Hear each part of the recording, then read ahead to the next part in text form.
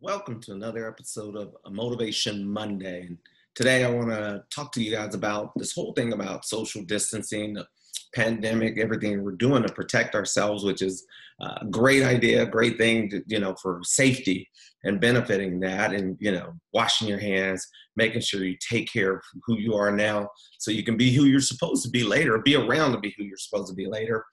6 feet apart, covering yourself, and all those things. Those are great. We are in the sense of talking about Motivation Monday, wanting everybody to know and understand that there's a completeness about protecting yourself and taking care of yourself. Because usually, most times, we start to think of, well, would you rather look out for others more than you would do for yourself? Well, the best way to look out for everyone else is to look out for you. And as you take care of you, you take care of that place. And so in this time of isolation, feeling like, man, there are just things that are just, stuff is just isn't working out. Actually, today, as I come to you guys, I'm coming to you from our kitchen.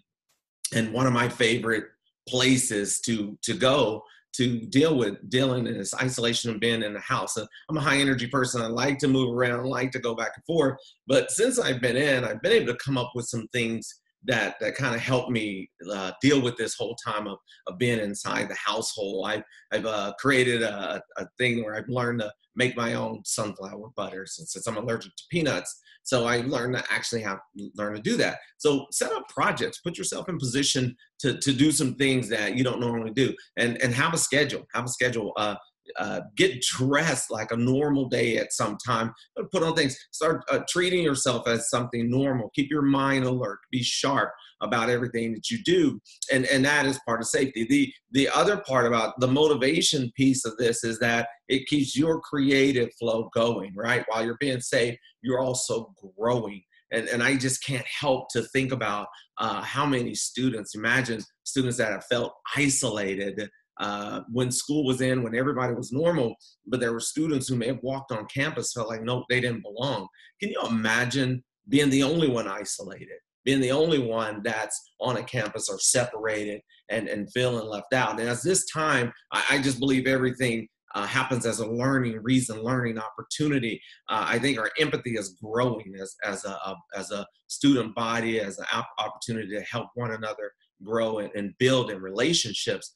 We begin to grow in that way to help others. So understanding the isolation is what's building us up and causing us to begin to see how to benefit from this entire situation and begin to lead in such a way that it's going to grow us and not pull us down. So now I think about the next time we do come back, everything that we've learned through this pandemic of isolation, of what it can actually happen, how much we've actually struggled to be in a place and feel like we can't go anywhere.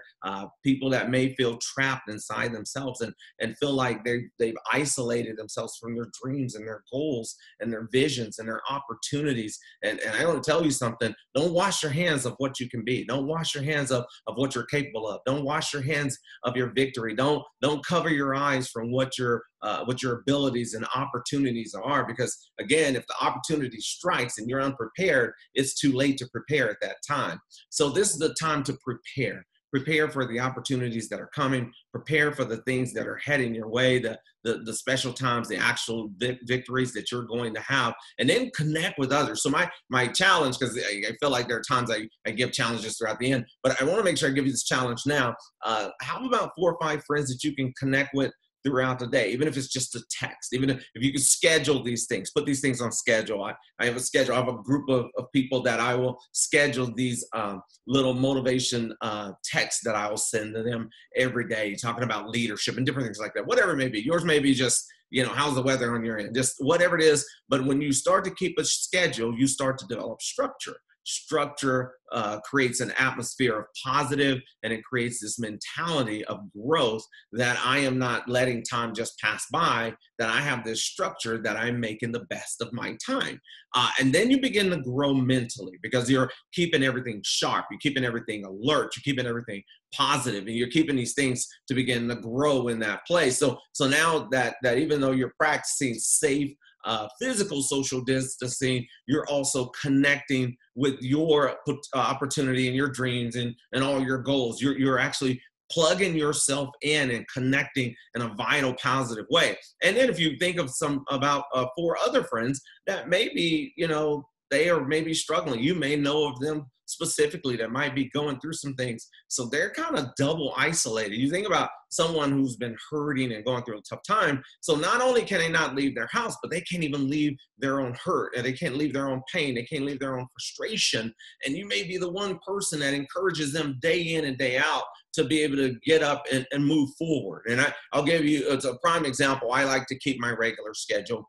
So I go to bed about midnight or so, wake up about 4:30, get up and run 4.5 miles, come home, shower, start reading, start researching, get myself prepared, eat a little breakfast, and then it was time for me to start my work day. And I work, and I keep those hours where I get up and have a lunch time, have a break time, have a wellness time, and then I end my day. And I keep that schedule out every day and just kind of keep myself, even though we're isolated, I keep practicing outward positive motions of building my day and building my structure. So I want to give you that opportunity.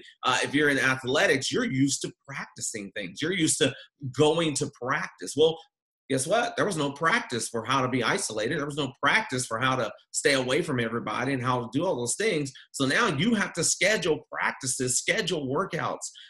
All of us, I don't care whether you're an athlete or not, schedule reading times. I know, horrible word. How dare you say reading? Yes, schedule something to put inside of your mind. And this fills your gut. And whenever you're ready to go with your gut, you've got something in there that's filled it.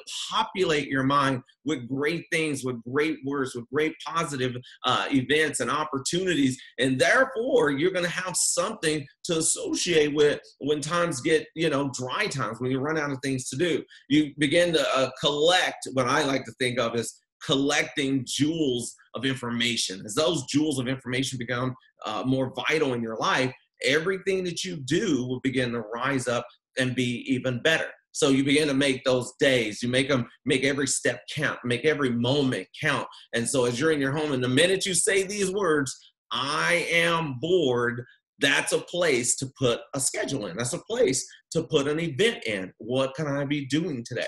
What is an event that I can put in this place right now that I could do?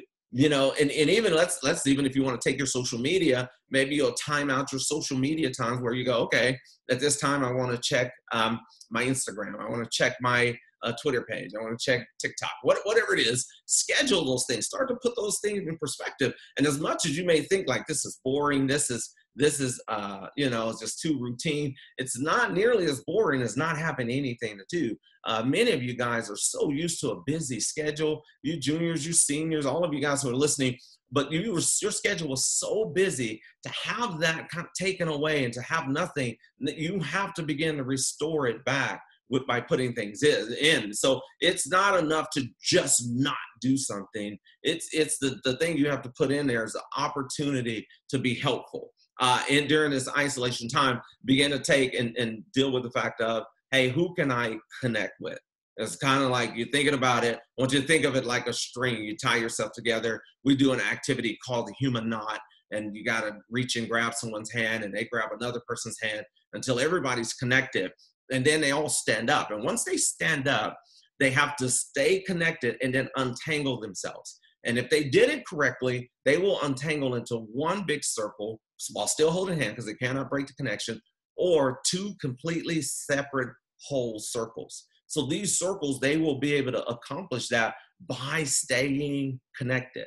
So I want to get you back in place to stay connected. So challenges is make sure you talk to at least 4 people that whether they're in trouble or not, whether they're going through something or not, doesn't matter. Then think of 4 people that might have been isolated and felt like they didn't belong to anything, and become a part of their life as well, and begin to connect with them. And as well as something you can do on a daily basis to set up your structure, set up your results, set up your time to do the best that you can do. I want to leave you guys with this one other thing that this one little kid, as I was speaking at school, 2nd grader, I'm speaking in their class K through 12. And as I'm getting ready to speak, this little 2nd grader comes up to me and he's just staring at me. He will not quit looking at me. So I was like, whatever, little kid, I'll stare back at you. So I stared at him. We did this for 5 minutes. 5 minutes, I'm staring at him, staring at me. Then all of a sudden, he jumps on me and starts hugging me. Freaked me out. I'm like, this is not my kid. Y'all need to come get him. The principal and the counselor comes to get him. He won't let go. They got one leg each. He looks like a little Superman. He's hanging on. He won't let go. I'm freaking out like, somebody get this kid off of me. And then one last time, he grabs me by my shoulders. It's holding me, and he pulls in one last time. And he says, look, mister, I just want you to know, as long as I'm here, I'm not going to let them treat you the way they treat me every day. I was like, boom, y'all let him go.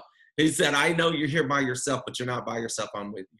Hey, let's be like that little second grader. Let's not leave anyone by themselves. As confident as I looked there, and I really didn't need his help, but his idea was, I'm not going to leave it to chance. If I think someone needs my help, I'm going to give them my help. So whoever you think may need your help, give it to them. And you guys continually have a great, great day. Let's do it strong on this Monday. I'll talk to you soon.